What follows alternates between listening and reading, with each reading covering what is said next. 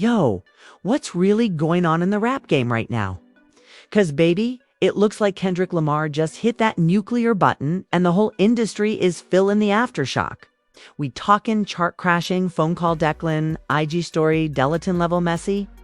If you thought that Drake versus Kendrick beef was over, oh no, baby, it was just simmering. And now it's boiling over. And guess who just caught a massive L in the crossfire?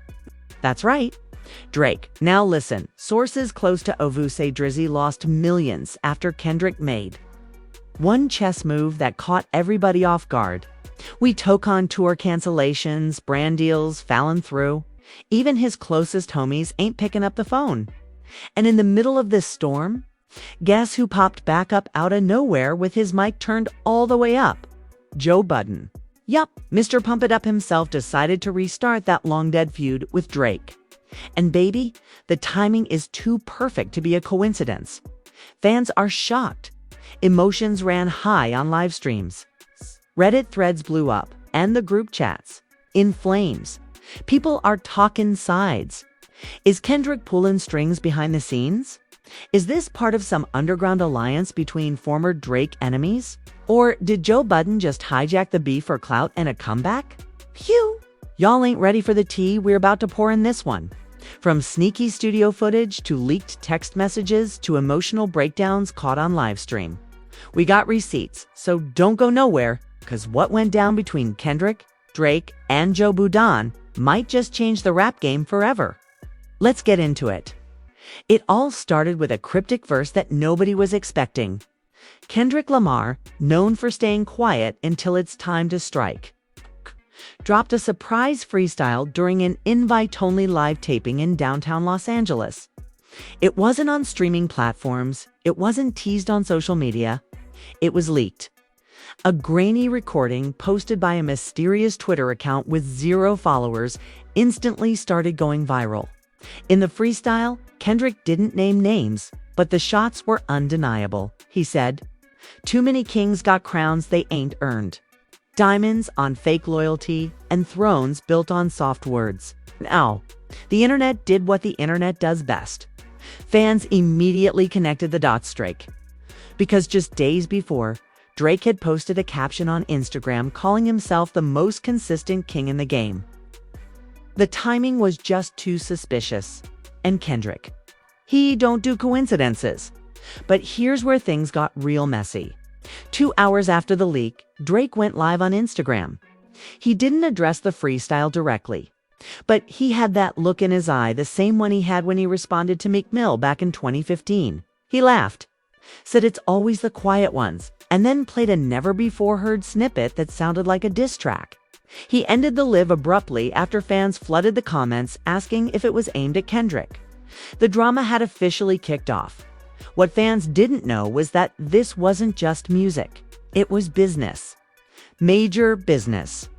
According to insiders close to OVO, Drake had just inked a new multi-million-dollar streaming deal with a major platform rumored to be tied to Adoka Stories, showcasing his next album rollout. But once the leak hit and the beef started brewing, the platform pulled back. They didn't want to be involved in controversy that could turn volatile. Suddenly, the big bag Drake thought he secured gone. But Kendrick wasn't finished a week later. Kendrick popped up in New York, of all places just blocks away from Joe Budden's podcast studio. Fans spotted him walking out of a black SUV, hoodie low, no security in sight. And what happens next? The internet loses its mind because hours later, Joe Budden drops a new podcast episode titled Back Outside. And in it, he don't hold back. Joe Budden, who's had a long, bitter history with Drake, starts firing off takes about rappers who hide behind brand deals and stadium lights. He says Drake's been ducking real penmanship and accuses him of using streaming numbers to cover up for lack of soul.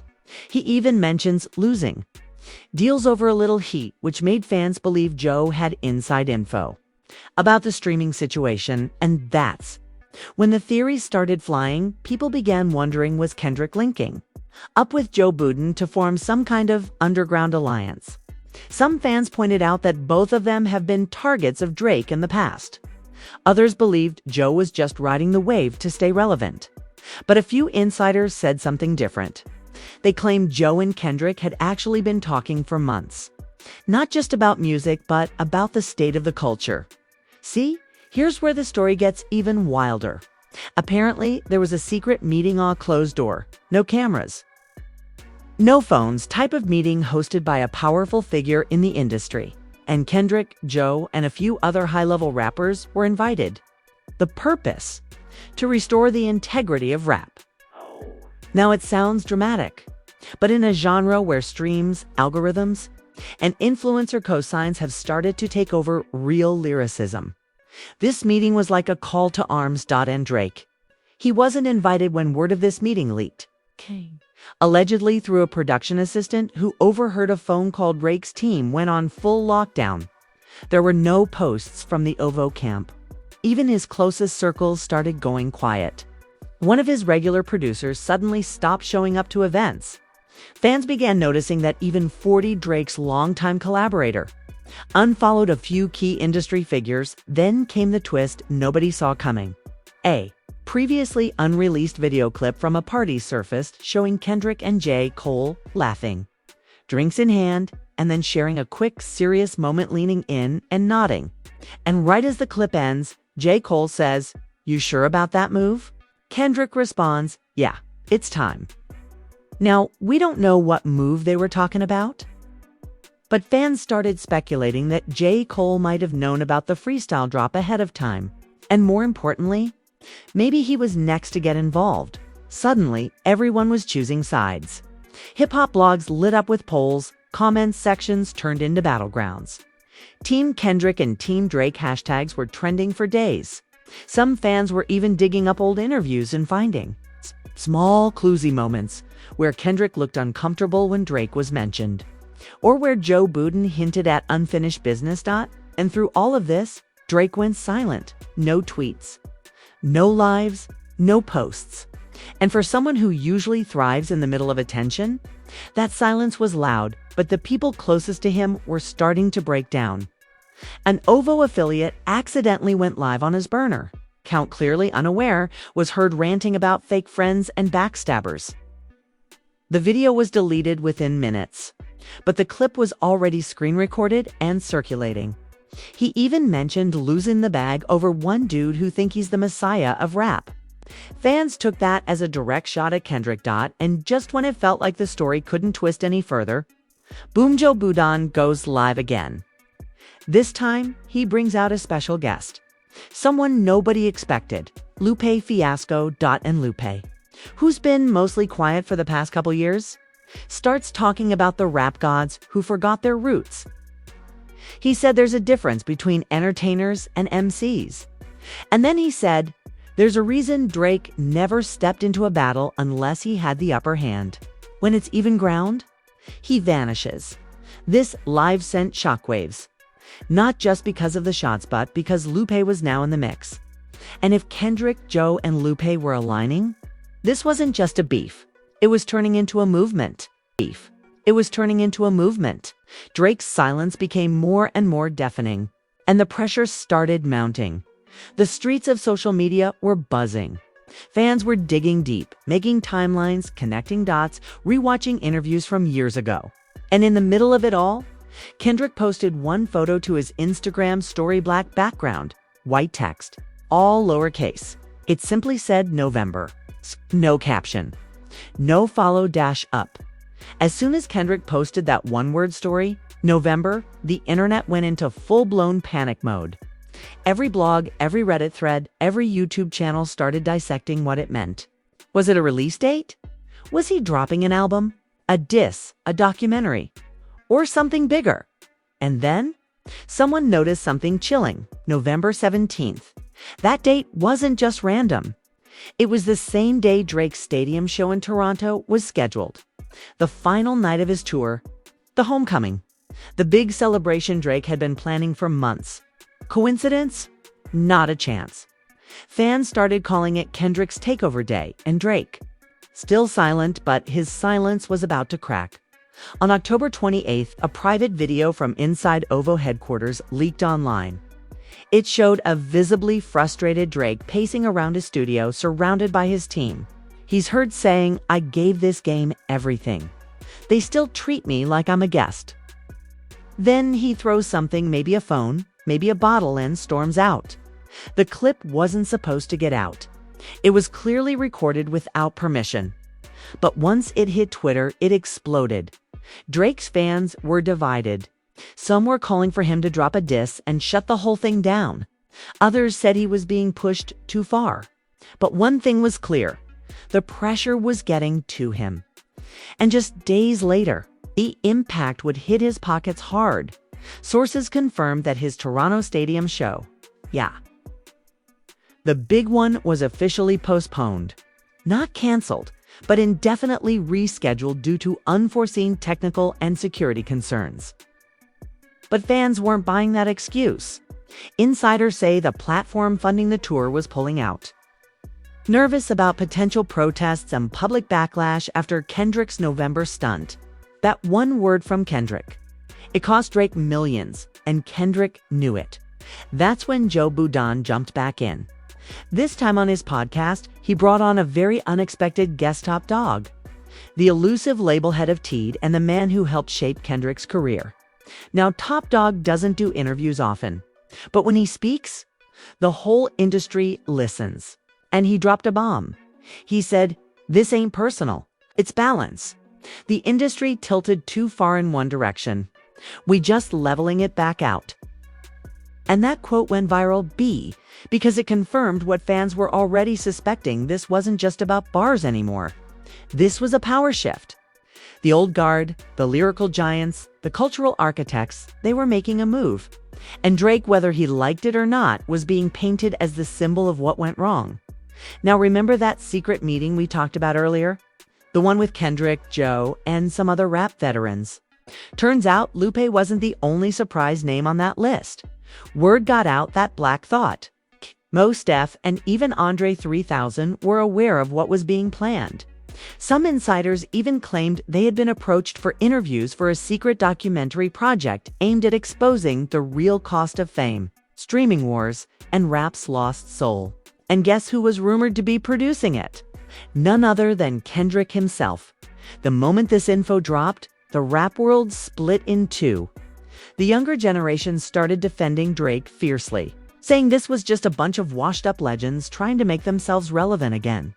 But the older heads clapped back, saying Kendrick was doing what nobody else had the courage to do: call out the industry's decay from the inside. Things were already heated. But then came the moment that changed everything. A song leaked. It wasn't a full track, just a 1-minute snippet. Allegedly recorded by Drake, but leaked from someone inside the OVO circle who was fed up with the chaos. In the snippet, Drake raps, "Thought they was gods, but they praying in for relevance. I made more off sneakers than they ever made off elegance." Fans were quick to decode it. Gods clearly referred to Kendrick, Joe, Lupe, and the others. Elegance was a shot at their lyrical, purest image. But the leak backfired. Instead of rallying support for Drake, it exposed more internal division. Fans noticed that the snippet had unfinished vocals, and the tone was way more emotional than confident. Some even said it sounded like Drake was trying to convince himself more than anyone else. Kendrick didn't respond with a track. Instead, he went live for 5 minutes. It was grainy, no filter, no production. Just him in a dark studio, candle lit in the background. And all he said was, "This ain't a game. This ain't streams. This ain't clout. This is pen to paper. Blood in the ink. If you're not ready to bleed for it, stay out the booth." He ended the live without saying another word, and fans lost their minds. Twitter exploded. TikTok was flooded with reaction videos. Even rappers outside the beef started posting vague tweets, some showing support for Kendrick, others backing Drake without naming names. The energy was shifting, and you could feel it in the culture. Meanwhile, Joe Budden went on a rampage. In one of his most explosive podcast episodes ever, he started reading old DMs, real ones, from when Drake allegedly reached out years ago trying to squash their original beef. Joe claimed Drake had begged him to lay off during a crucial album cycle and even promised future collabs in exchange for silence. And now, Joe felt betrayed. "I kept your secrets," he said on air. "I held my tongue when you were weak. Now you want to play king? Your kingdom's built on favors and facades." And just like that, fans began to view everything differently. Was Drake really the mastermind everyone thought he was? Or was he just good at keeping people quiet until it suited him? Then, the ultimate CURVALL.A mysterious audio file was uploaded to a password-protected website with only one line of text. The reckoning begins. The password. The word November. Once cracked by fans, the file revealed a snippet from what appears to be a full-scale diss track Kendrick Lupe, and an unconfirmed third voice, possibly Andre 3000 doll, going back-to-back, old-school style. No hooks, no melodies, just raw verses. The file ends with Kendrick whispering, "We not done yet?" It sent chills down the spine of even the most loyal Drake fans. And what made it worse? Reports started surfacing that Kendrick had bought ad space on multiple streaming platforms, not for music, but for a trailer. Something was dropping in November. And it wasn't just a song, it was a movement.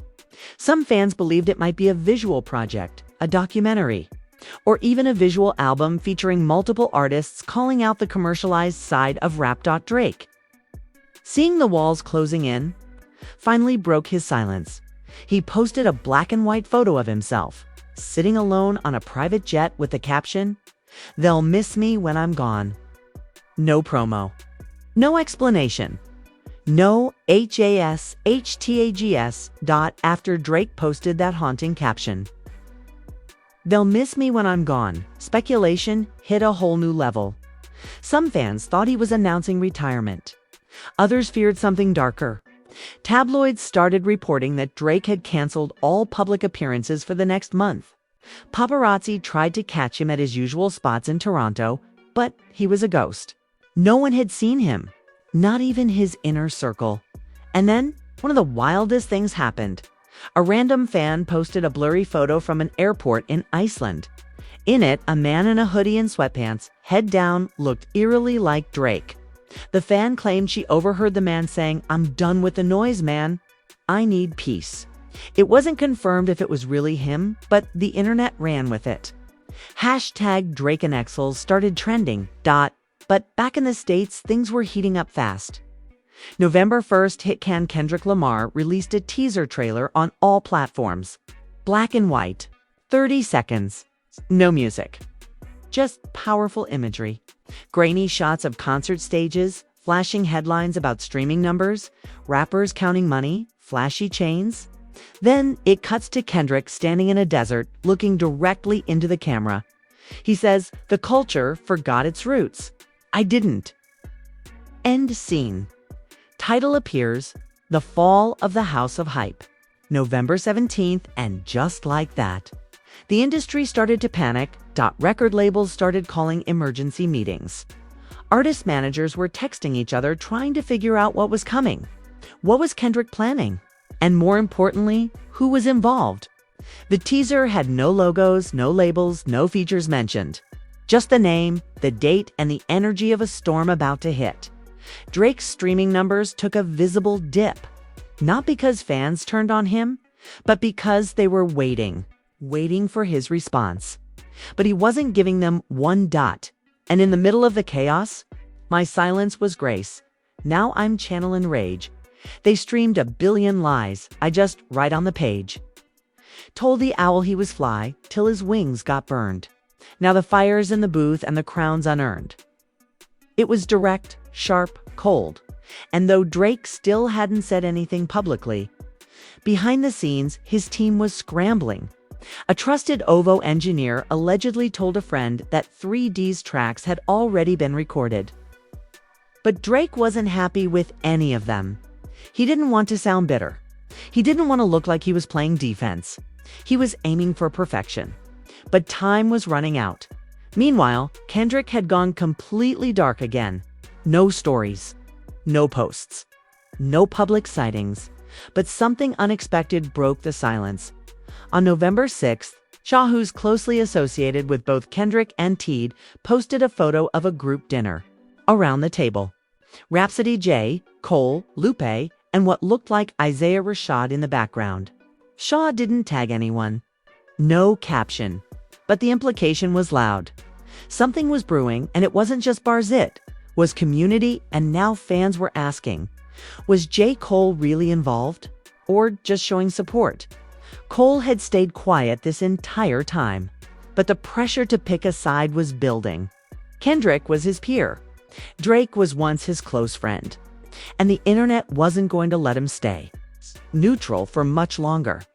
But the real twist came from a completely unexpected voice. Pusha T. In a now-deleted Instagram story, Pusha posted a screenshot of Kendrick's teaser with the caption, "Respect the mission." No follow-up. No explanation. But that was enough to send fans into a frenzy. Everyone remembered the war between Drake and Pusha, the betrayal, the infamous Adonis reveal. And now, with Kendrick launching an offensive against everything Drake stood for, Pusha giving his blessing. That was symbolic. A quiet nod of approval from a man who once tried to end Drake's career with a single verse. So now, we've got Joe Budden, Lupe Fiasco, Rhapsody, Pusha T, maybe even J. Cole circling around this Kendrick-led movement. And the media finally gave it a name. They started calling it the Pen Coalition. Hip-hop heads loved it, but Drake's fans saw it as jealousy disguised as artistry. They flooded comment sections claiming Drake had carried the genre for over a decade, made hits, fed families, and now they all turned on him. It wasn't fair. Some even said it felt like an ambush, a witch hunt. But then the biggest twist so far happened. A hacked document appeared online allegedly from an internal meeting at Apple Music. It listed upcoming campaigns and release strategies. And on November 17th, under special visual event, was the name Kendrick Lamar Presents Death to the Algorithm. It was happening. Kendrick wasn't dropping just a diss. He was launching a full-scale cultural attack on everything artificial in music fake streams, ghostwriters, brand-driven careers. And fans started to realize Drake wasn't just dealing with a diss war. He was staring down a full movement, and that's when Drake finally reappeared. November 8th, he posted a video 2 minutes long. No flashy visuals. Just Drake in a recording booth talking directly to the camera. He says, "They want me to fight ghosts. They want me to answer to people who disappeared 10 years ago. I gave this culture sound. I gave it consistency. But I'm not here to play their game."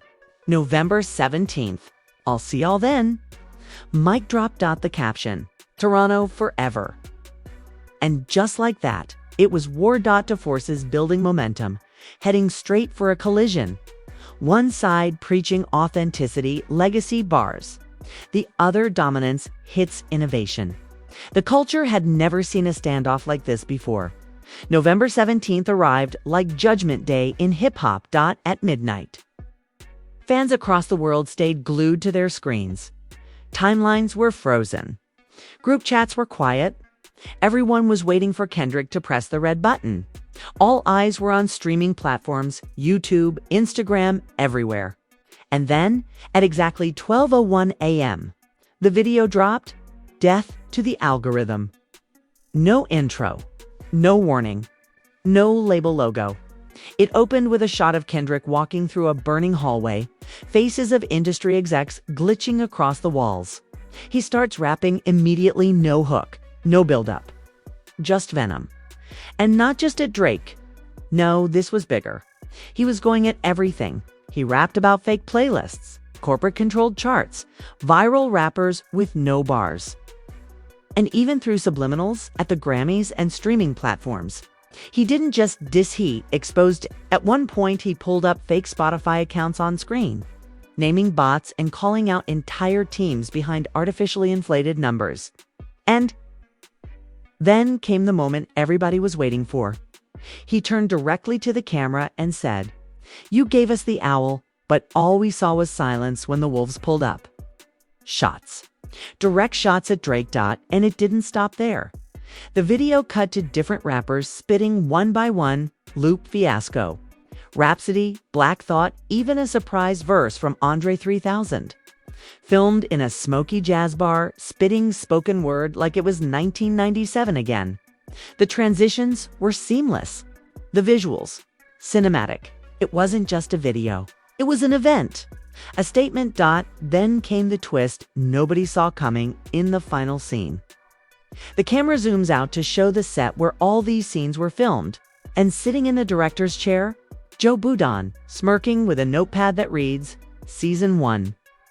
Fans went insane. This wasn't just a diss. It was the launch of an entire series. A multi-part episodic takedown of everything wrong with the industry. And Season 1 meant there was more coming. Within 1 hour, Twitter was in flames.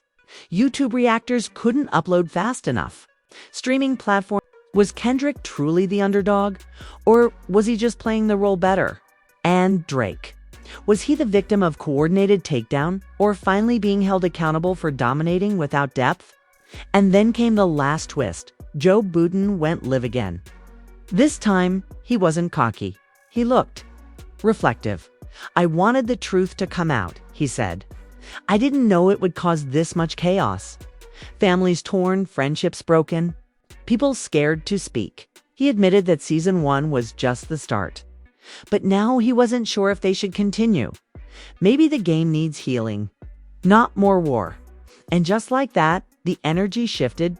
Fans began calling for peace, for unity, for a real conversation between the greats, not just diss tracks and exposes. People wanted a sit-down, a round table, a documentary, something different. Kendrick posted a cryptic message. "The pen can kill, but it can also heal." Drake posted a picture of him holding his son's hand, looking out over Toronto with the caption, "Legacy over legacy wars." And just like that, the storm began to calm. No winners, no losers, just a raw, emotional, transformative moment in hip-hop. The kind we haven't seen in years. But fans are still wondering, was it all real? Or was the biggest rap war of our generation the most brilliant performance art we've ever seen? So now, here we are. After all the leaks, the freestyles, the live rants, and the cryptic messages, the rap game has officially entered a new era. Whether you ride for Kendrick and his lyrical rebellion, or you believe Drake's been unfairly targeted for his success, one thing is clear. This wasn't just another beef. This was war on a system. A war over legacy, influence, and control of the culture. Kendrick turned one word, November, into a whole movement. Drake lost millions, faced betrayal from old allies, and got pushed to his breaking point. And Joe Budden, man, he went from retired rapper to the mastermind behind what might be the most impactful takedown in hip-hop history. Or was it manipulation all along? Fans are left divided. Friendships broke. Group chats haven't known peace in weeks. And while some rappers are calling for unity, others, they're still sharpening their pens behind the scenes. And we know how this game works. The silence before the next storm is always the loudest. But now we want to hear from you. Do you think Drake fumbled the bag? Was Kendrick out of line? Is Joe Budden a genius or just messy with a mic? And what do you think is really next? A sit-down? A concert face-off? Or is Season 2 already in motion? Drop your thoughts in the comments. Don't hold back, we reading